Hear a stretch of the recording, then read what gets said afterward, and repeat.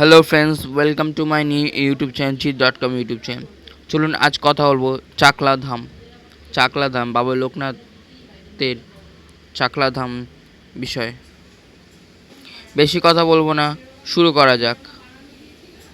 ভালো লাগলে লাইক করবেন, কমেন্ট করবেন, সাবস্ক্রাইব করতে ভুলবেন এবং এই ভিডিওটি ফেসবুক পেজেও পোস্ট হবে। আমার জিৎ ঘোষ ফেসবুক পেজে এই ভিডিওটি পোস্ট হবে, আপনারা ফলো করে দেবেন, লাইক করবেন, কমেন্ট করবেন এবং ভুল ত্রুটি হলে ক্ষমা করবেন।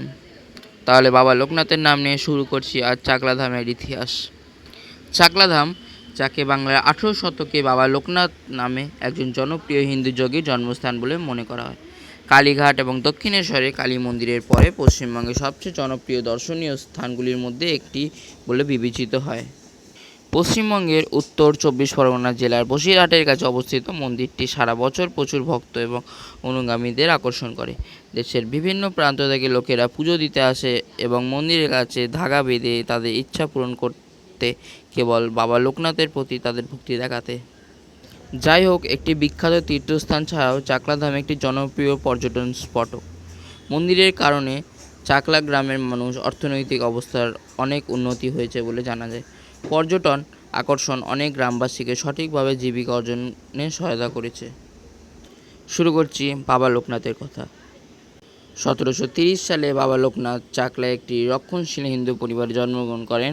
তার পিতা শ্রী নারায়ণ ঘোষাল, যিনি অত্যন্ত ধার্মিক ছিলেন, তার এক পুত্রকে ঈশ্বরের পথে উপসর্গ করতে চেয়েছিলেন এবং অবশেষে বাবা লোকনাথকে আধ্যাত্মিক জগতে পাঠাতে চেয়েছিলেন সন্ন্যাসী হতে। প্রথম দিকে তার মা এতে একমত হলেও পরে স্বামীর সাথে দ্বিমত পোষণ করেন।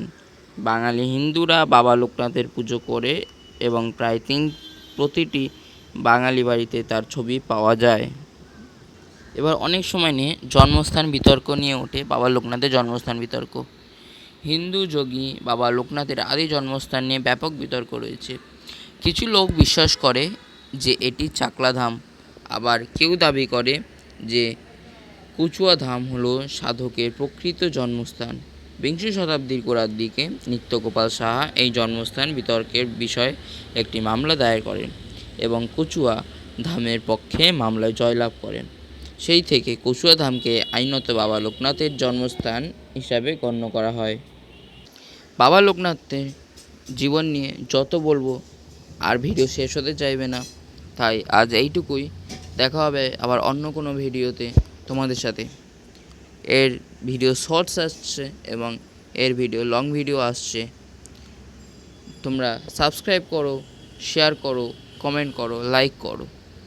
তাহলে বাই, দেখা হবে এবার অন্য কোনো ভিডিওতে। নমস্কার বাঙালি, জয় বাবা লোকনাথ।